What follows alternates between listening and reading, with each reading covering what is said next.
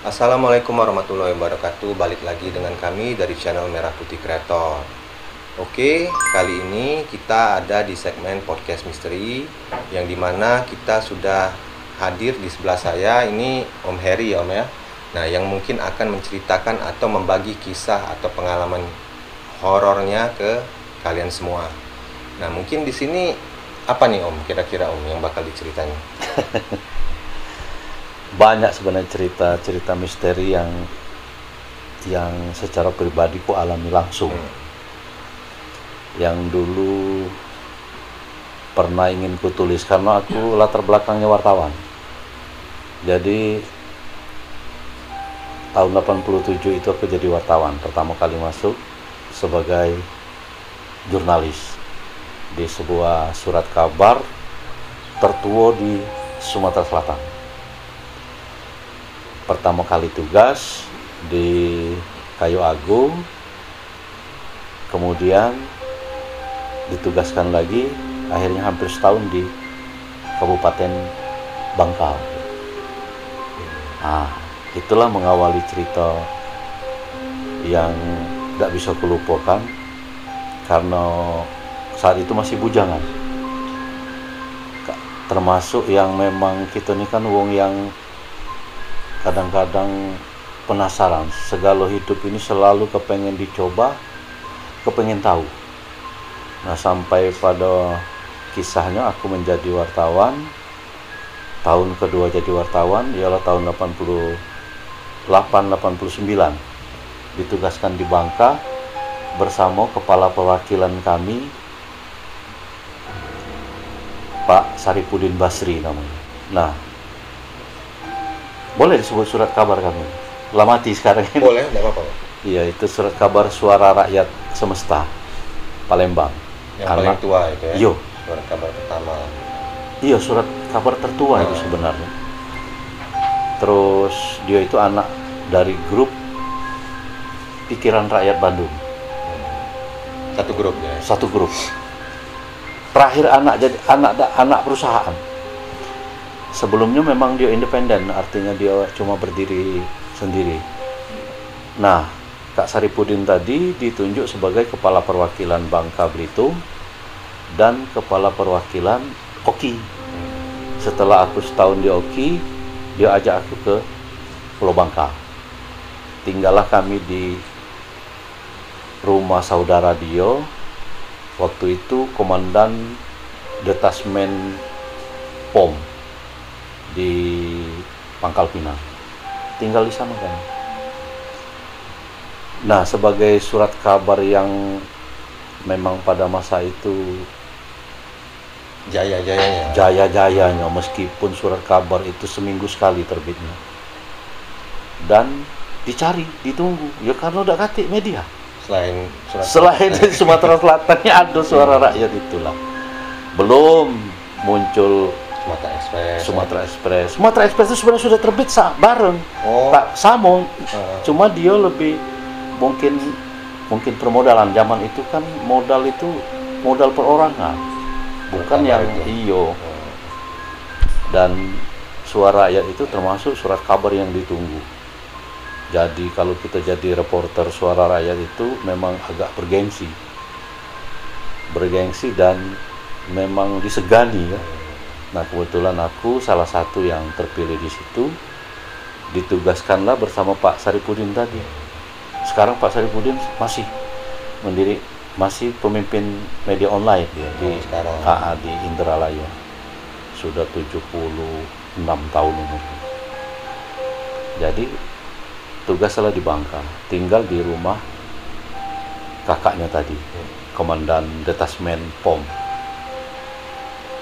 Nah, tinggal di sana sebagai kepala perwakilan, dia menangani manajemen langsung perwakilan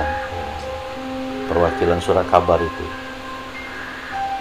Nah, karena manajemen surat kabar itu kan ada dua yang dibawahi. Yang namanya media ini, seluruh media itu kan dua unit usahanya.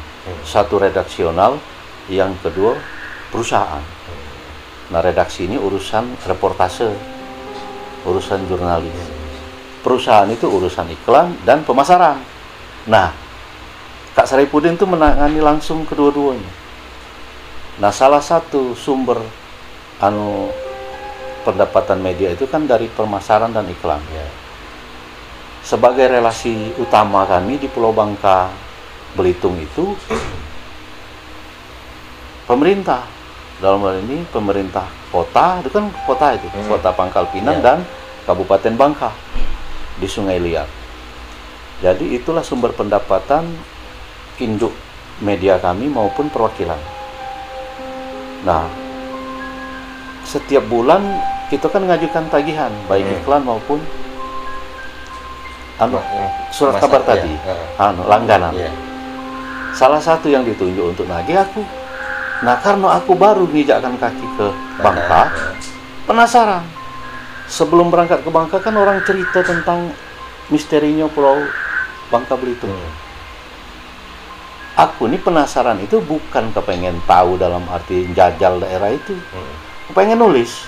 Sebagai wartawan kan kalau ada hal-hal yang aneh itu menggelitik itu pasti ingin ditulis, dijadikan dokumentasi maupun dijadikan pictures atau news. Nah, itu kan menarik kalau kita tulis. Aku terdengarlah cerita dari kampung kita di sini. Waktu itu aku tinggal di Mariana, bahwa di Bangka itu hati-hati, harus menggunakan etika, kearifan lokal setempat. Dulu kata-kata itu belum ada. Kalau kita sekarang nyebutnya kearifan lokal kan. Jadi harus menjunjung tinggi adat istiadat orang di sana, menghormati. Kalaupun ditawari makan, tidak mau makan, kenyang, cicip, jadilah. Jangan mengejek, jangan dihina atau mencemooh. Kalau kita kurang manis, diam baik. Misalnya kita ke warung, wah, kopi ini kurang manis, jangan. Kurang pedas, jangan. Mendadak pedas langsung itu, sakit perut kita. Nah, itulah cerita-cerita petua yang dipesankan ke aku yang pertama kali nginjakkan kaki di Bangka. Nah, karena aku dapat cerita satu desa yang barangkali desa itu tidak usah aku sebut lah, sekarang sudah modern kampung itu, tapi itu kampung misteri dan orang Bangka itu tahu kampung sampai sekarang kira-kira. Sampai sekarang kampung sampai sekarang. Tapi ku dengar, aku karena sudah hampir 25 tahun yang lalu itu kejadian ya, tahun 88 benar, berapa tahun lah itulah. Aku tidak tahu lagi. Ku dengar sudah berubah kulturnya masyarakat itu, desa yang kukunjungi. Jadi aku ini dapatlah cerita tentang desa itu. Desa itu, dosa aku sebutkan namanya, tapi katanya sedikit penduduknya di sana. Tapi kalau ada orang beruntung singgah di desa itu hebat katanya. Nah, penasaran. Jadi perintah kepala perwakilan, pagi-pagi, Heri, kau berangkat, temui bupati. Bupatinya M. Arup, Pak Arup. Pak Arup itu terakhir jadi sekda provinsi kita dulu. Waktu 98, dia didemo oleh mahasiswa termasuk aku. Ikut demo, ketemu aku dia sebagai wakil gubernur. Sebagai sekda provinsi, Pak Arup, HM Arup. Dia Bupati Bangka. Temui ini, kasihkan ini. Siap gitu. Kalau tidak ketemu, tidak apa-apa, tapi ke Humas. Siap gitu. Sudah, berangkat aku. Sampai di Humas, aku tinggalkanlah ini. Karena Humas ini akrab dengan kami, meskipun aku baru kenalan. Ya namanya media kan mitra mereka. Dengan pemerintah itu kan lumayan bagus zaman itu kan. Karena meskipun kita di bawah naungan Orde Baru, tetapi hubungan kemitraan pemerintah dengan pers itu memang bagus. Disambut baik. Akhirnya selesailah segala urusan. Karena ini masih jam 11-an pagi mungkin waktu itu, entah hari apa aku lupa. Tiba-tiba pikiran nakal nih ada. Ayo saya balik kata kaget dulu. Kita ke desa ini dulu batin aku. Jadi bawa tas, bawa jaket, aku jaket sweater itu, kamera dan lengkap ini di tas itu kan, seluruh kamera, seluruh peralatan jurnalistik termasuk tape recorder. Naik motor om kemana? Iya, bebek. Motor bebek. Zaman baheula itu kan, zaman jadul lah. Tapi bagus karena itu bebeknya bagus. Keluar dari Sungai Liat, pergilah aku bertanya, di mana desa ini? Ditunjukkan wong heran. Nak ngapo kan? Nah, banyaklah cerita di jalan. Jarang ada yang balik, katanya. Nah, kepala RRI Pangkal Pinang itu Herman Sawiran. Kalau kamu pernah mendengar nama-nama Herman Sawiran, dulu pernah kepala RRI Palembang, Sumatera Selatan. Dia kepala RRI. Dan itu karena saya sama reporter, sama-sama media, akrab dengan aku. Itu satu-satunya media nasional yang ada di Bangka itu yang ngetop RRI ini kan. Zaman dulu kan radio ini jagoan. Pergilah aku ke desa itu, sampai di desa yang dituju. Begitu sampai, aku temui siapa kepala Kepala suku adatnya. Masuk aku, diterima. Oh, senang mereka.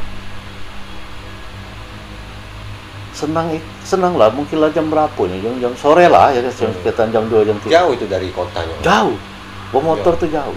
Aku cari. Nah, yang aneh itu tidak takut aku nih apa. Ya kampung uang kita baru. Kan di sana tuh, ini mohon maaf lah kalau ada yang mendengarnya, itu kan daerah-daerah racun di situ kan, daerah-daerah mistik lah. Dulu zaman-zaman itu. Dan tinggi itu. Tidak, bodoh lagi. Dan karena penasaran. Iya, penasaran. Tapi aku sudah siap dengan kamera, dengan recorder, sudah itu notes ya, untuk dokumentasikan supaya aku bisa menulis ini. Kuputuilah kampung itu. Jadi diterima oleh bapak. Nah, aku lupa nama bapak itu siapa. Duduk cak ini lagi, tapi lantai ini tanah. Rumah dia, sedikit rumah di situ. Paling ada 10, tak sampai lah. Itu pun jauh-jauh kali jaraknya. Jauh-jauh. Di mana di hutan, di gunung, di lereng gunung. Cerita tentang apa? Sambil ku nyalakan recorder. Memang tahu ada tahu kalau om nih. Ya, tapi dia tidak ngerti. Oh iya. Tidak ngerti apa artinya itu. Wartawan itu dia. Dikiranya kita nih wong kesana tuh wong nak nimba ilmu, maksudnya itu kan. Wong nak mencari ilmu hebat-hebat itu, pesugihan. Ya aku tidak ngerti, cerita banyak. Mak mana gitu cerita. Dia dengan logat Bangka, campur aduk itu kan. Ceritalah dia dengan senang hati. Cuma aku nih mulai bercerita, memang agak aneh. Rumah itu kan rumah gedek itu, nah rumah panggung ya? Iya, bukan rumah lantai, tanah. Dinding papan, ada sekat lain. Di belakang itu banyak uang, lalu lalang anak-anak mereka, ibu itu kan istri. Tidak pula berbaju, tidak pula ajaku. Aneh juga ini, cuma tak lama nak nanya-nanya. Bagi aku aneh. Telanjang si kok. Ayo ke kampung ini juga. Tapi mulai hawa dak ini agak gugup juga aku tuh, agak kurang sehat. Bawaan tuh langsung hilap, langsung langsung lupa. Nah, Kak Saripudin nunggu kira-kira itu tuh, sebab aku udah kasih kontak, kita HP tidak punya, telepon zaman ngengkol itu kan.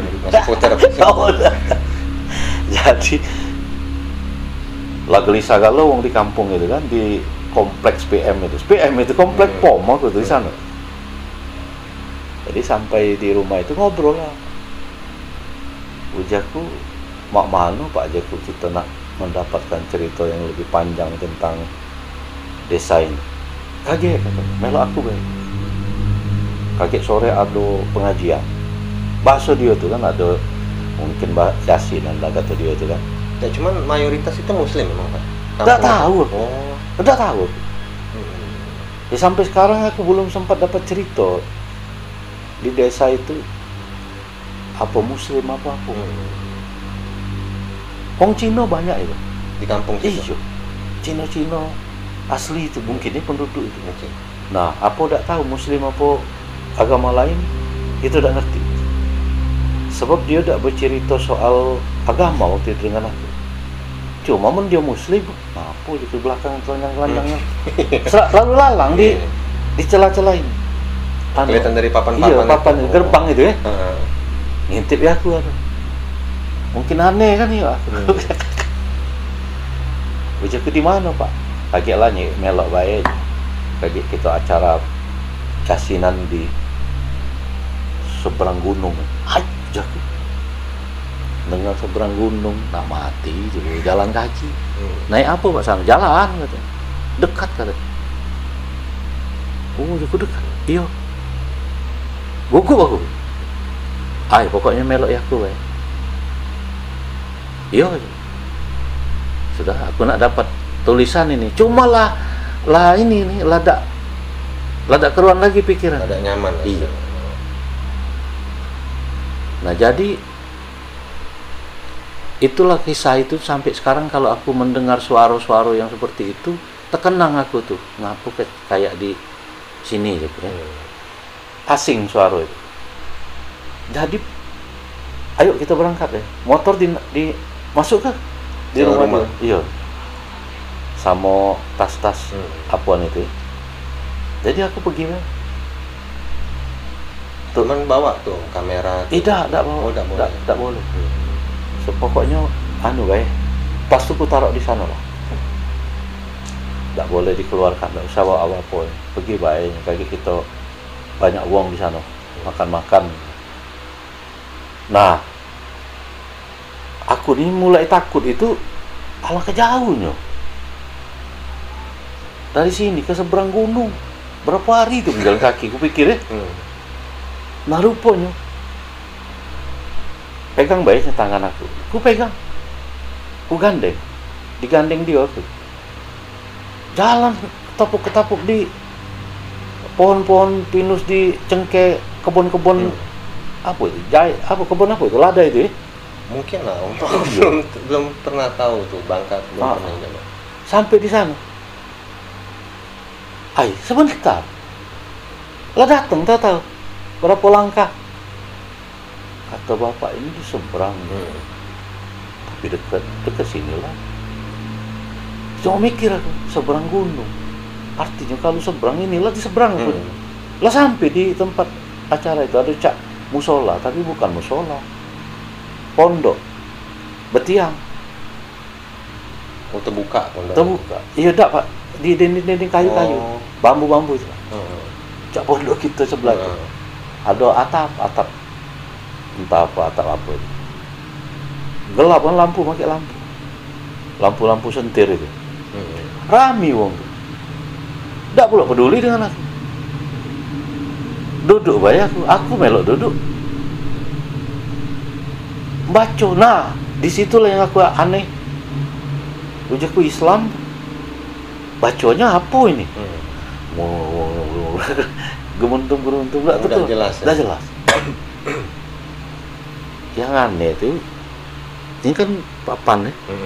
Geluduk-geluduk bawahnya apa dia? Kucing banyaknya babi, banyaknya hewan. Ayah hutan apapun ya gue. Nah mulai aku tak jelas lagi pikiran aku. Sudah acara yang minum-minum segala macam aku tidak lah, kenyang ngejut. Padahal belum makan aku nih. Tidak selera lagi sudah. Malah dari siang belum makan. Bayangkanlah ini katanya maghrib. Kata dia, kata bapak itu. Sudah. Jadi balik itu kan mau pakai ini suluh ini, pakai apa itu? Obor. Lampu-lampu. Pakai sentir-sentir. Aku melok turun, melok ibu bapak itu. Ujungnya baliklah kau. Jiku Pak. Mak mana? Dia balik ke tempat, ke rumah. ke rumah kita tadi. Bapak, aku masih ada acara di sini. Lah, mak mana aku? Baida, kau lurus baida. Kau jalan baik aja. Jangan noleh-noleh. Jangan kau mentas-mentas segala macam. Ada yang manggil kau, diam baik aja, usah deh. Lurus baik, balik. Payu aja. Tidak usah noleh-noleh ke belakang. Nah, jadi sampai di gerbang musola itu, ya bukan musola lah itu, apa dia itu, pondok kali ya, tak tahu. Bukan pulau gerbang apa, pagar, tapi pagar tuh rumput-rumput cak, gitu nih, cak bambu depan, sama tinggi kan. Keluar aku, wong lah jalan balik, sama wong tuh, jalan yang sama dengan aku. Ujar aku, tegak aku sebentar, bapak enggak ngantar aku. Mak mana aku nak balik, tapi pesan dia, batin gue, lurus baik katanya. Lurus baik, yo jadi katanya. Uang lah, lalu lalang lah, landu, ada yang dulu ya, aku kan tegak, sambil melamun. Jangan ngapa juga tidak boleh noleh. Nah mistiknya di situ. Begitu aku noleh, apa dia tidak kata apa-apa. Pondok itu pun tidak ada. Tidak kata, hutan belantara, gelap gulito malam itu. Nah itu yang aku nak nangis rasanya. Berapa tahun umur aku? Mungkin sekitar 24 tahun kali ya di saat itu, atau 25 tahun lah, belum sampai kali. Ya, sebagai jurnalis muda waktu itu. Bingung aku. Si kok dak kati yang pacak ku ajak komunikasi. Cuman orang-orang itu masih ada, Pak? Hilang sudah, dak kati lagi. Yang ada cuma gelap gulito. Sinar pun si kok dak kati. Aku nak nyinari mati apa? Dak kati. Yang ada cuma jaket sweater itu, Bang. Itu ternyata di lereng gunung. Tempat aku kejadian itu. Buktinya dingin, minta ampun. Malam itu hawa dingin, itu udah ketahanan lagi. Pasrah aku akhirnya. Pasrah tertidur lagi. Belum sempat jalan waktu itu. Mama udah nak jalan, nak kejinguan lagi. Hutan anu itu pinus, hutan cemara itu apa itu? Ya namanya di gunung. Sisip masuk jurang. Gunung, rupanya pegunungan itu, daerah pegunungan. Nah, pagi-pagi aku tertidur itu, ulah lengket kalau badannya. Ya getah-getah kan, getah pinus itu kan lengket, hitam-hitam. Tahu-tahu matahari mulai bersinar, banyak lawang ni nak ke sawah, nak ke kebun, rame bu. Nak ke kebun sahang, di sana kan kebun sahang, lada ya. Iya ada. Aneh bagi wong tu nyingok aku. Ya wong tu kan namanya baju kebun itu kan baju biasa, kita baju rapi. Woi katanya, siapa itu? Siapa itu maksudnya siapa ya? Ika kayak siapa katanya? Maksud itu kau itu dengan siapa di sini? Nah, aku panggil, tolong aku. Ku ceritalah kisah itu. Geleng-geleng ibu bapak itu sampai. Uji. Pegangnya. Sehat maksudnya itu bukan mayat ini, bukan hebat ya katanya. Kau masih hidup katanya. Hati orang bisa keluar dari sana. Ngapa Pak? Nah katanya. Tolong antar aku jago. Aku ada kendaraan di sana. Ada motor gua ada. Nah, dia udah acak ngantar. Dia kan pakai apa? Motor. Bukan motor, pakai sepeda ontel itu sama bininya. Mak ini baik, di bawah itu kagak ada motor, kagak kau kutumpangi baik, kau kuantar sampai di simpangan itu baik. Jadi mau, turun naik, udah guduk. bukit. Sampai di simpang tuh ada motor, antarkan dia ini dari Palembang ke sini katanya, ini. Dia aku sebut ke wartawan, dia udah pula tahu udah apa di wartawan itu. Pokoknya aku minta tolong sampai di situ. Nah, sampai di sana diantar aku pakai motor butut. Ya motor kebon untuk uang naik gunung itu. Rupanya memang di seberang gunung nih ya. Bayangkanlah rumah bapak itu, kampung ini dengan kampung tempat kami malam pertemuan itu seberang. Nyebrang bukit. Iyo, pacak sehari semalam barangkali kalau berjalan kaki, atau 2 hari kali yang sebenarnya. Setelah dipikirkan sekarang, diantar aku motor sampai ke kampung bapak. Nah, sampai siang hari aku belum makan ini. Dari kemarin yang jatuhnya cuma lemas badannya, tapi tidak katik lapar lagi. Sampai di depan rumah bapak itu tidak solonya masuk lagi, motor sudah dikeluarkannya, tas-tas itu baliklah. Cuman sempat ketemu Bapak itu. Ku salami dia, tapi tidak bolehnya masuk lagi. Kau tidak berhasil katanya. Tidak berhasil ngapa Pak? Maksudnya itu nak dapat ilmu dari sini tidak bisa. Lah aku tidak pula nak minta ilmu, aku nak minta cerita. Permisi Pak, balik. Nah, sampailah aku di Sungai Liat, sampailah aku di Pangkal Pinang. Rupanya larami wong nunggu aku. Tentara-tentara itu nyambut aku. Ada yang nak marah, yang kakak kepala perwakilan tadi tuh ngamuk-ngamuk, nyumpah maki-maki aku. Kati akal yang tak kau dipaju anjing katanya. Macam-macam aja nyumpah. Pokoknya tak karu-karuan. Kau tak tahu heboh Pangkal Pinang ini. Barangkali serepublik ngapo. RRI nyiarkan kau budak hilang. Ciri-ciri katanya tinggi sekian, pakai kacamata katanya. Kemudian pakai sweater berwarna merah, celana jeans ini menggunakan tas dengan merek Pers katanya. Dengan motor Yamaha waktu itu, bebek plat ini warna merah. Kalau menemukannya tolong dikasih kabar. Ke sini, termasuk ke rumah Pak Abdullah Basri, Komandan Sub Denpom.